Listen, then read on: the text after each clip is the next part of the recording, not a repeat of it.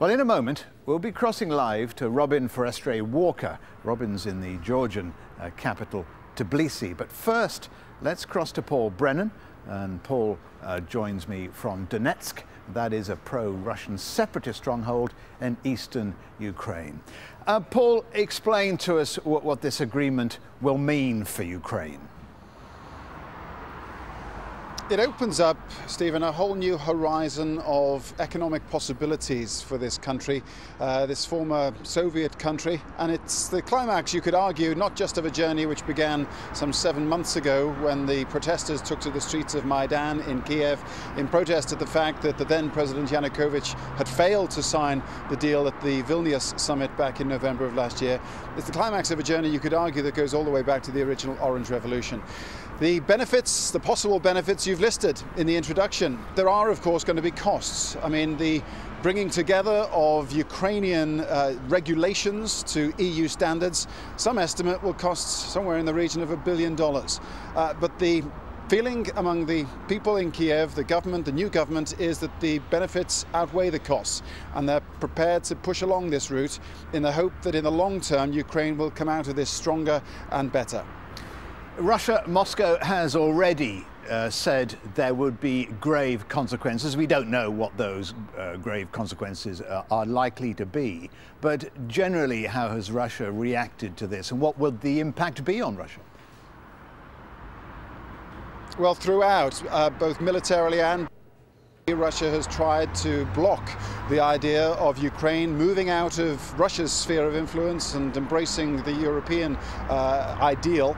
And Russia still has many levers that it can pull in order to try and move the cogs in favor of its way of thinking. Of course, militarily, they're taking the possibility of troops coming across the Ukrainian border. They've taken that off the table now. But economically, there's the possibility of sanctions. There is some $500 billion of business that Ukraine does with Russia, and that could be certainly affected by this new deal that Ukraine has signed with the European Union. Whether Russia will actually go so far as to impose sanctions on Ukraine, well, that remains to be seen.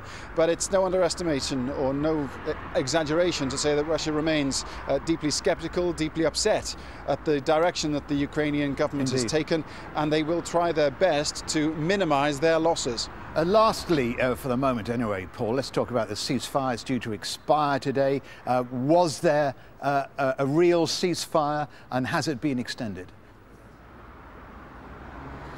There was never a real ceasefire. It was ceasefire in name only. It was broken repeatedly. The army, of course, had reserved itself the right to return fire. Its guns had fell silent, but if the separatists fired upon army units, they reserved the right to fire back, and that was exactly what happened. And as days have passed, in fact, the separatists have become accustomed to openly breaking their own ceasefire. As far as extending the ceasefire, well, we heard rumors from sources in Brussels that the President Poroshenko was minded to extend it by 3 days. We've had some clarification in the last hour that he will make the final decision on that when he gets back to Kiev. So we are awaiting a final rubber stamping of this extension. It looks likely, and that is a good sign, but no final decision on whether it will be extended through to Monday of next week. Paul Brennan in Donetsk. Thanks, Paul. Well, in Georgia, the association agreement with the European Union is much less controversial. Robin Forrestre Walker joins me now from Tbilisi. Generally, I suppose, a big welcome from Georgia, Robin? Yes, I think many Georgians will be relieved that this signing has gone ahead finally. I mean, it is likely to have a very significant impact, formalising that relationship between Georgia and the European Union for many years to come. It doesn't mean that Georgia is going to become a member of the European Union. That's still a long way off. But the Prime Minister here has said that that is their absolute determination to head down that route. I mean, perhaps slightly less controversial, given that there isn't a full-scale, battle still ongoing here in Georgia, unlike in eastern Ukraine with that conflict continuing. But still, very much a political decision because of what happened in Ukraine. The signing has actually been fast-tracked and brought forward. And now Russia has warned that there will be consequences. Well, even without Russian interference, there will be.